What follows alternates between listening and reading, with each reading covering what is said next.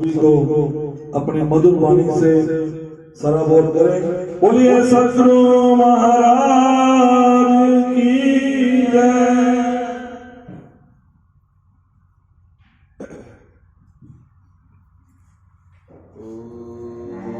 पूर्णमदः पूर्णमिदं पूर्णात् पूर्णमुदच्यते पूर्णस्य पूर्णमादाय पूर्णमेवावशिष्यते। ॐ शान्ति शान्ति शान्ति। शङ्करं शङ्कराचार्यं केशवं बादरायणं सूत्रभाष्यकृतो वन्दे भगवन्तौ पुनः पुनः।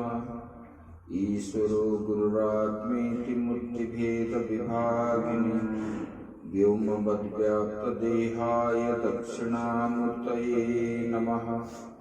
गुरुर्ब्रह्मा गुरुर्विष्णु गुरुर्देवो महेश्वरः गुरुः साक्षात् परं ब्रह्म तस्मै श्री गुरवे नमः। ओम शांति शांति शांति। बोलिए सच्चिदानंद भगवान की जय। सद्गुरुदेव महाराज की जय। गौ माता की जय। ओम नमः पार्वती पते हर हर महादेव। श्री राम जय जय राम। श्री राम जय जय राम। श्री राम जय राम। श्री राम जय राम। श्री राम जय राम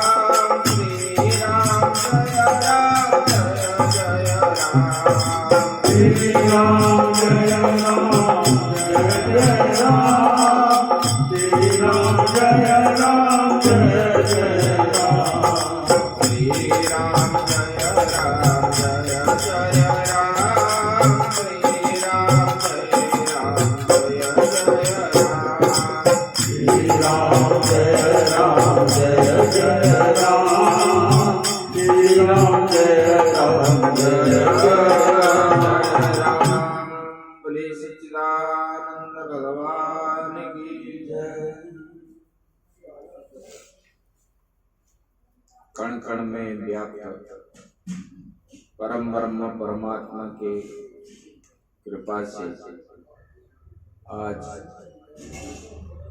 भगवाड़ा स्थित श्री गोविंद गोधाम गौशाला में उपस्थित समस्त कर्मकर्ता वृंद और साधक वृंद, भक्तिमयी माताएं यहाँ जो नित्य साप्ताहिक जो कीर्तन आदि करते हैं, सत्संग करते हैं, भगवान ने बताए स्वाध्याय सत्संग न प्रमादितव्यम। वेद में बताया गया है। अध्ययन करना और जो है सत्संग करना, इसमें कभी प्रमाद नहीं करना चाहिए। मतलब नित्य होना चाहिए। आज करेंगे, कल देखेंगे, परसों ये करेंगे, इस प्रकार व्यतिक्रम नहीं होना चाहिए। इसलिए बोले कि ये शास्त्र का अध्ययन हम क्यों करें, सत्संग हम क्यों करें, किस लिए करें। आप भी गाते हो, बिनु सत्संग विवेक न होई, राम कृपा बिनु सुलभ न सोई। सत्संग मतलब क्या है? सत्संग जो होता है उत्तम संग करना। उत्तम संग मतलब अपने इंद्रियों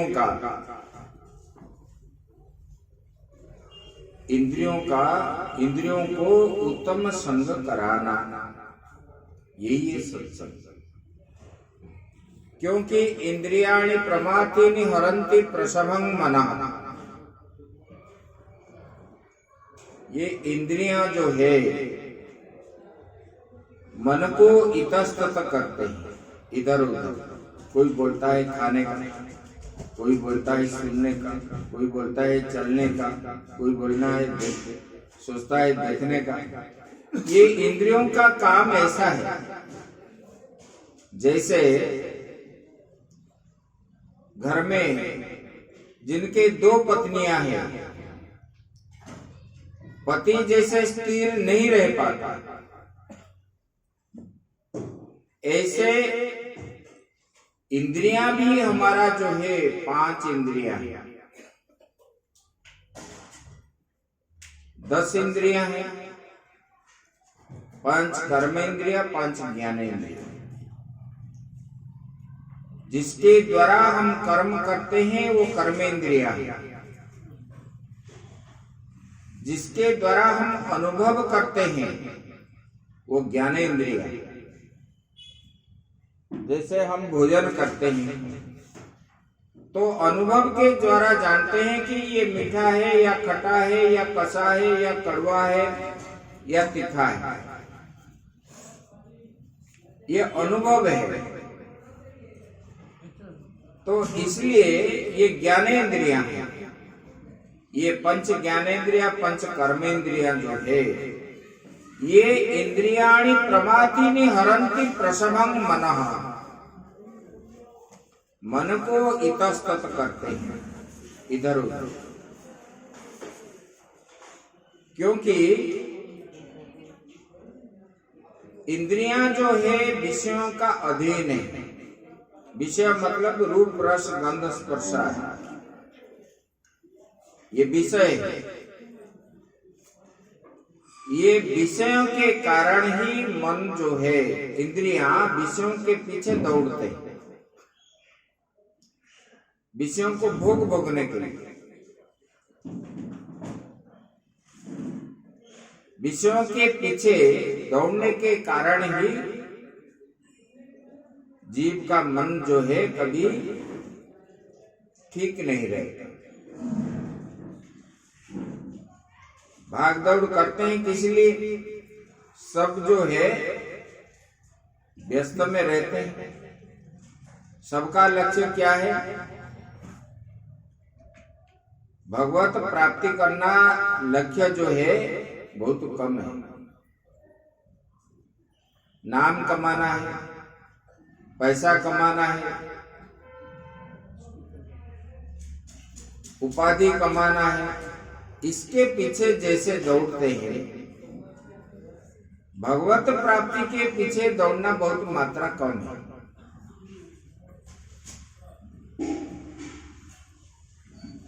तो ये जो जन्म मिला है, 84 लाख प्रकार के जोनि अतिक्रमण करके मनुष्य जोनि प्राप्त हुआ। मनुष्य जन्म किस लिए मिला है? मनुष्य शब्द का अर्थ आप जानते हो? मनु धातु अवबोधनार्थ। मनु धातु से मनुष्य शब्द उत्पन्न हुआ। अवबोधनार्थ मतलब बोध करना। बोध करना मतलब मैं कौन हूं, मैं कहां से आया हूं, मेरा कर्म क्या है। इसको ये जब बोध कर लोगे, जान लोगे, तब मनुष्य जन्म सार्थक है। को हम, इसलिए शंकराचार्य भगवान ने बताए, को हम कुत आया कहा, मैं कौन हूं, मैं कहां से आया हूं। ये पहले जानना चाहिए। दूसरे के बारे में जानोगे तो फायदा क्या है? क्योंकि बताते हो आएगा अकेला, जाएगा अकेला, जिएगा भी अकेला। फिर दूसरे बारे में जानने से आपको फायदा कुछ भी नहीं। अपने बारे में जब जानोगे तो मैं कौन हूं, मैं कहां से आया हूं, किस लिए आया हूं, कब अपने को प्रश्न पूछो। जब वो पूछ लोगे तब ये मनुष्य जन्म सार्थक हो जाएगा। परमात्मा के असीम कृपा से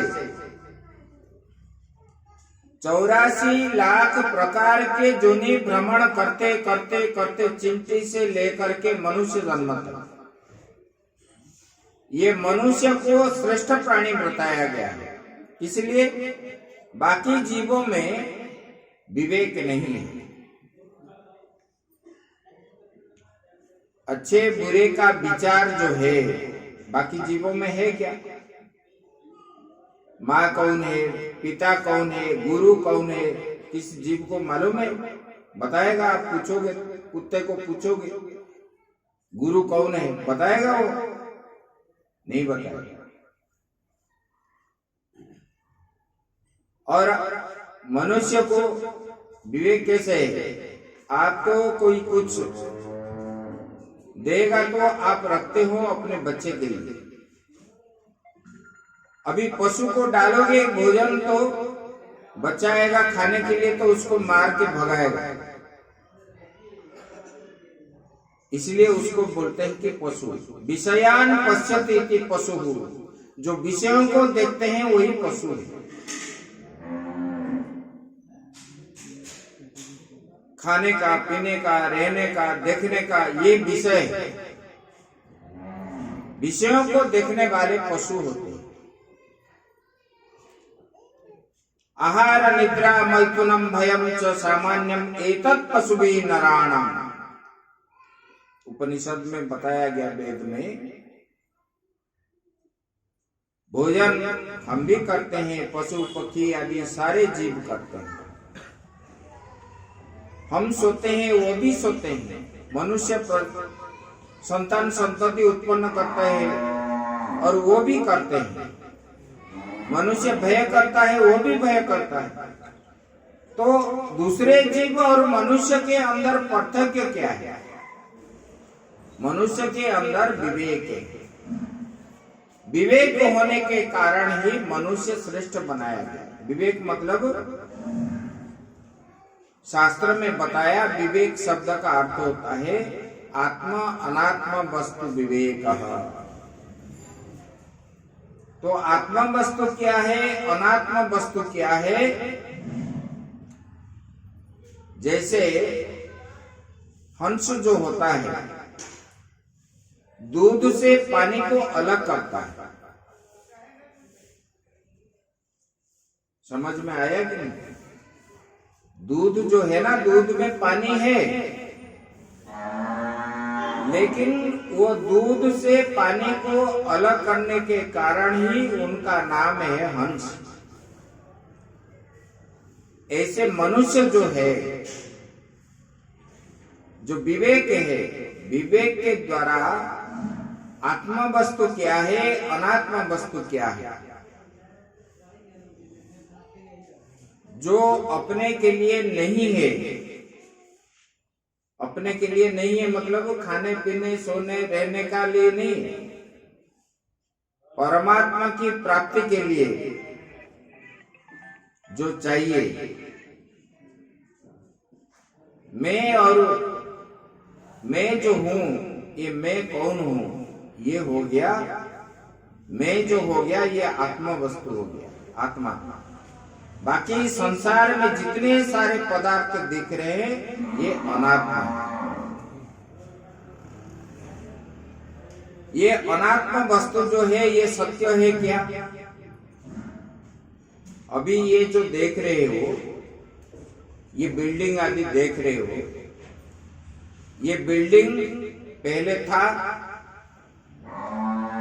नहीं था, बाद में भी रहेगा, कोई बता नहीं सकता, रह भी सकता है नहीं भी रह सकता। एक शेड था, राजस्थान से पटना गया, जयपुर से पटना गया एक मारवाड़ी, वहां पर जाके बिजनेस शुरू किया पटना से कुछ दूर गांव में, और बहुत पैसा कमाया, जमीन खरीदा, बिल्डिंग भी बनाया, बड़ा दुकान भी किया, कारोबार बढ़िया चल रहा था। और उन्होंने एक दिन आया था पटना मार्केटिंग करने के लिए। जब गया तो देखा ना उनका घर भी है, ना गांव भी है, ना पत्नी भी है, ना बच्चे भी है। एक भूकंप आया अभी 82-83 की बात है। तो इसलिए जो संसार दिखता है, जिसको आप सत्य मानते हो, वो मिथ्या है। नाम रूपात्मक जगत जो है वही मिथ्या है। भूमैव सुखम ना अल्पे सुखम नास्ति। जो जगत आपको दिखाई दे रहा है उसी में कभी लेस मात्र सुख आपको नहीं है। अनित्यम असुखम लोकम, गीता में भगवान ने बता दिया। ये जो जगत दिख रहा है इसमें कभी सुख नहीं है। कभी आप बोलते हो मैं सुखी हूं, किसी ने बोल रहा है? जगत में संसार में जो है लोग कभी बोलते हैं कि मैं सुखी हूं? कोई भी नहीं बोल रहा है। मुझे ये कष्ट है, मुझे ये कष्ट है। इसलिए जो नाम रूपात्मक जगत ये जो दिख रहा है इसमें कभी सुख लेस मात्र भी नहीं। बल्कि सुख किसमें है? परमात्मा में ही सुख है। भूमैव सुखम, भगवान में जो सुख है। अभी आपको यहाँ आकर के जो 1 घंटा, आधा घंटा या 2 घंटा भजन करते हो, इसमें जो शांति मिल रही है घर में मिलती है क्या? बताओ। इसलिए शास्त्र में मुनि ऋषि आदि क्या बताए? बोले कि भगवान में ही शांति है। ये कैसा स्वरूप है भगवान का? हम क्या बोलते हैं? सच्चिदानंद रूपाय। वो परमात्मा कैसा है? सतरूप है, चित रूप है, आनंद स्वरूप है। वो आनंद स्वरूप है। इसमें आया ना, मुहुरहो रसिका भूविभाव कहा। भागवत में आया, निगम कल्प तरोर गलितम फलम सुख मुखाद मृत द्रव संयुक्तम पिबत भागवतम रसमालयम मुहुरहो रसिका भूविभाव। बोले कि ये भगवान का वांग्मयी मूर्ति श्रीमद् भागवत है। और इसमें ये क्या है? बोले कि ये निगम कल्प तरु है, बट वृक्ष जैसा है। और उसी से जो फल निकलता है,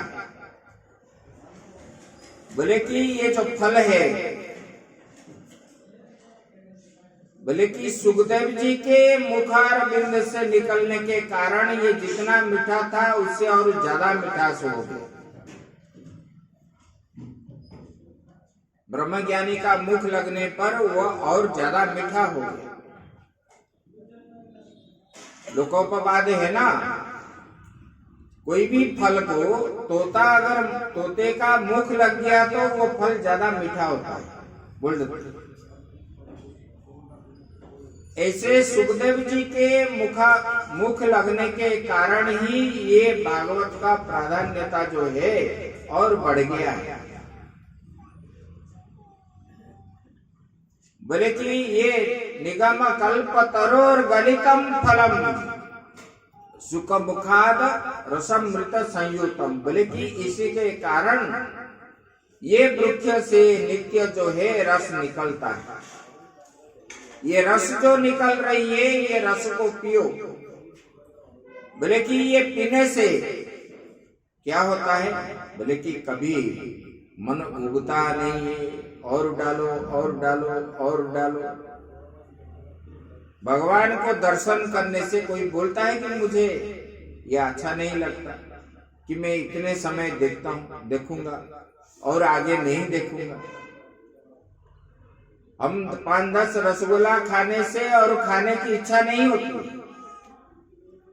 एक दृश्य देखने पर दूसरी बार देखने के लिए मन उधर से उब जाता है। लेकिन भगवान को बार बार दर्शन करने पर हमारा मन क्या होता है? और देखे और देखे और देखे। इसलिए भागवत में क्या बताया? बोले कि रसो वही सह रास, जिसमें रस निश्चित रूप में है वही रास है। गोपियों ने सब कुछ त्याग दिए भगवान के लिए। घर छोड़ा, परिवार छोड़ा, पति छोड़े, धन संपत्ति उपाधि सब त्याग दिए।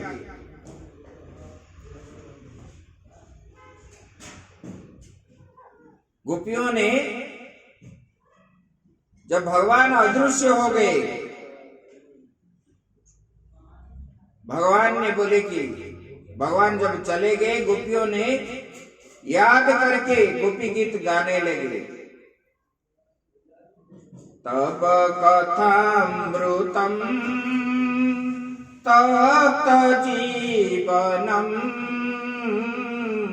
कविभिरीडितम कल्मषापहम्। बोले कि हे केशव, तब कथामृतम तप्त जीवनम, जैसे कि गर्म लोहे में पानी डालने से वो ठंडा पड़ जाता है, ऐसे सांसारिक जीव को आपके कथा, बोले कि कैसा है? बोले कि अमृत के समान। और जब विषयी पुरुष सप्त जीवन में जब आपके कथामृत का पान करता है तो उनका क्या होता है? जीवन धन्य हो जाता है। तब कथामृतम तप्त जीवनम। बोले कि ये कथा को श्रवण करने के लिए ब्रह्मादि मुनि कवि विरीडितम, ब्रह्मादि भी जो है बड़े बड़े मुनि ऋषि आदि पागल के तरह घर द्वार छोड़ करके भाग जाते हैं। जिनको ये चस्का लग गया, जैसे कि अफीम खाने वाला होता है ना, अफीम खाना जब शुरू कर देता है, जैसे उनका समय हो जाएगा, जितने दूर में भी मिले वो दौड़ेगा अफीम लाने के लिए। ऐसे भगवान का चस्का जिसको लग गया, ये भी एक अफीम निशा है, वो सब कुछ त्याग देगा। तो ये जो है कि इसलिए ना भगवत को प्राप्त करने के लिए मनुष्य जीवन मिला है, भगवान को प्राप्ति करने के लिए।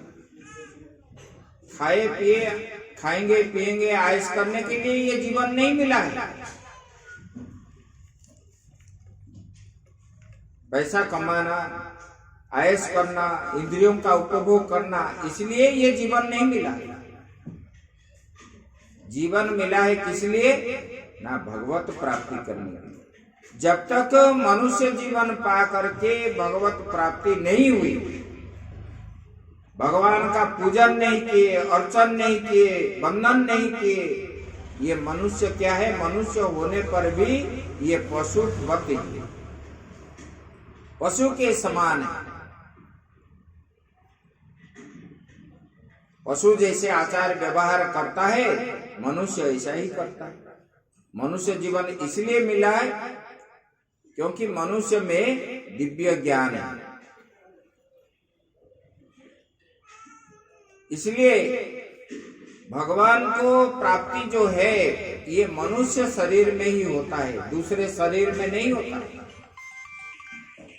देवता के शरीर में भी नहीं होता है। तपस्या आदि जो है देवताओं के शरीर में भी नहीं होता है,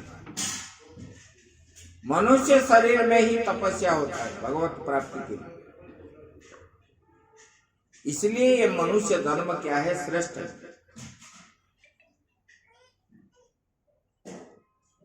तो भगवान ने क्या बोले? बोले कि मया सक्त मना पार्थ योगन युंजन मदाश्रय, मेरे से मन को आसक्ति करो। लेकिन जीव का मन कहाँ है? आलीशान बंगला में है, बड़े नौकरी में है, प्लॉटों में है, पैसों में है, मन उसी में कहाँ है? मन भागता है। तो बोले कि इसके लिए क्या करना चाहिए? उत्तम गुरु के पास जाना चाहिए, संतों के संग करना चाहिए। संतों के संग करोगे तब क्या मिलेगा? ज्ञान मिलेगा, तब जाके मनुष्य जीवन सार्थक। तद्विधि प्रणिपातेन परिप्रश्नेन सेवया। जैसे आजकल बोलते हैं ना, आजकल लोग जो है गुरु बनाते इंटरनेट में, वो फलप्रद नहीं है। नेट से मंत्र ले लेते हैं, हम बोले हम मंत्र जाप करते हैं,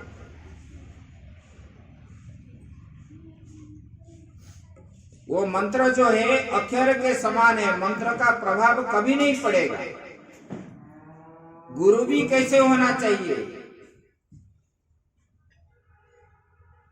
बोले कि ज्ञानिनो तत्वदर्शिनः, जो तत्व को जानता है, जिनके पास त्याग भी हो, वैराग्य भी हो, और जो गूढ़ रहस्य को, आत्मा के बारे में जो ज्ञान प्रदान करते हो, वही वास्तविक गुरु है। गुरु के पास जाने से क्या करोगे? बोले कि तद्विधि प्रणिपातेन, पहले गुरु के पास जा करके साष्टांग प्रणिपात करना, उसके बाद परिप्रश्नेन सेवया, सेवा के द्वारा कुछ दिन सेवा करने के बाद प्रश्न पूछना। क्या प्रश्न पूछना है? मेरा कल्याण कैसे होगा? मतलब मोक्ष के मार्ग गुरुजी हमको बताइए। गुरु इसलिए करते हैं, ये संसार से पार होने के लिए गुरु के पास जाना पड़ता है। मेरे लड़की की शादी नहीं हो पाई, पुत्र की नौकरी नहीं हुई, इसलिए गुरु के पास नहीं जाते। गुरु के पास जाते हैं ये संसार से फिर दोबारा हमारा जन्म ना हो, ये संसार से हम कैसे पार होवे, तब जो है गुरु के पास जाते हैं। गुरु को ऐसे प्रश्न पूछना चाहिए, मेरा कल्याण कैसे होगा, भगवत प्राप्ति कैसे होगी। उपदेख्यंते ज्ञानम, जब हम प्रश्न पूछते हैं, गुरु फिर जो है वो देते हैं, ज्ञान देते हैं हमको। बोले कि कैसे गुरु होना चाहिए? बोले ज्ञानिनो तत्वदर्शिनः, ज्ञानी भी होना चाहिए, त्याग भी होना चाहिए, वैराग्य भी होना चाहिए। ऐसे कोई प्लेन से आ गया वो बड़े वाले गुरु है, जो दामी गाड़ी से आ गया, ये नहीं है। त्याग वैराग्य होना चाहिए। अगर हमारे पास अनुभव नहीं है, त्याग वैराग्य नहीं है, तो ज्ञान कैसे होगा? तो इसलिए गुरु जो है ज्ञानी होना चाहिए, त्यागी होना चाहिए, वैराग्य होना चाहिए। शौकीन करेंगे तो शौकीन से कभी भगवत प्राप्ति नहीं होगी। आप बोलोगे हम सोफा में बैठेंगे, एसी लगाएंगे, भगवान हमारे पास आ जाएंगे, कभी नहीं आएंगे। मन उसी में नहीं लगेगा। मन हर समय चाहता है सुख भोगने के लिए। मान लो आप 4 बजे उठते हो, 4 बजे उठने के लिए आप जब सोचते हो, लेकिन मन को थोड़ा ढीला कर दोगे तो 5 भी बज जाता है, क्योंकि ये हर समय सुख चाहता है। क्योंकि ये इंद्रियां मन को बहकाते, इसलिए बोले कि ये गुरु की जरूरत है। गुरु से हम क्या सीखे? गुरु से हम सब प्रकार के शास्त्र की बात सीखे, शास्त्र का श्रवण करें, मनन करें, तब जाके ये मनुष्य जीवन जो है सार्थक बनता है। देखो जितने भक्त है, भगवान के जितने जितने भक्त है, सब लोग किए। कैसे? निष्काम कर्म किए, सेवा के माध्यम से।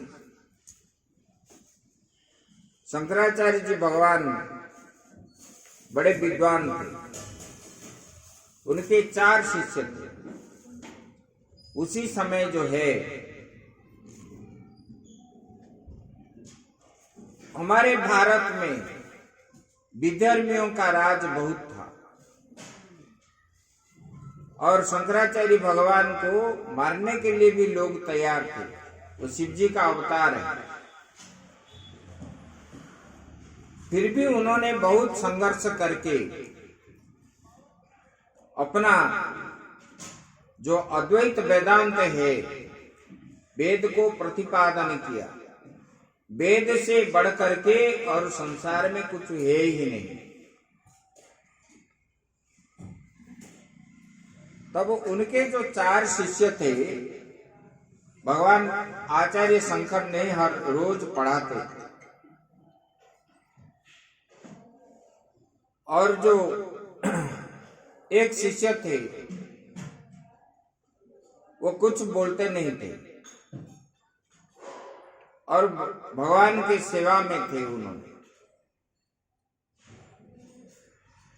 और जो ज्यादा विद्वान शिष्य थे, एक दिन ये सेवा करते आए तो लेट हो गया, तो आचार्य जी ने पाठ शुरू नहीं की। तो बाकी तीनों बोले वो तो पढ़ता नहीं है, और आचार्य जी आप पाठ क्यों नहीं शुरू करते? नहीं नहीं, उसको आने दो। तो उन्होंने कपड़ा सुखाने का समय जो वाक्य बोलने लगे, ये लोग सुनकर ताजुब बन गए। बोले कि अरे हम तो मूर्ख समझते, क्योंकि जा पर कृपा प्रभु की होई, ता पर कृपा करई सब सोई। जब गुरु जी की कृपा हो जाता है, तब उनको संसार में और कोई चीज बाकी नहीं रहे, शेष नहीं रहे।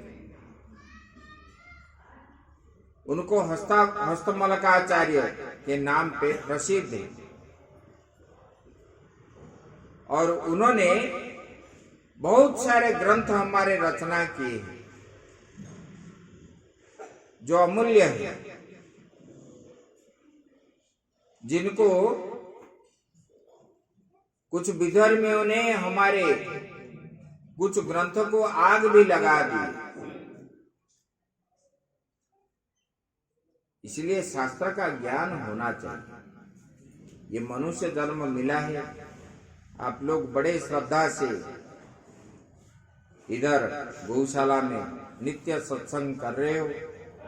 भगवान भी ऐसे आपको अपने अंदर ये कार्य को बढ़ाने के लिए, अभिवृद्धि करने के लिए भगवान आपको शक्ति भी दे और आपके मनोबल को दृढ़ करे और ये गौशाला का अभिवृद्धि हो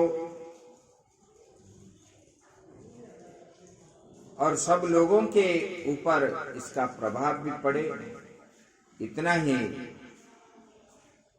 भगवान से प्रार्थना करके हमारे वाणी को यहीं विराम देते हैं।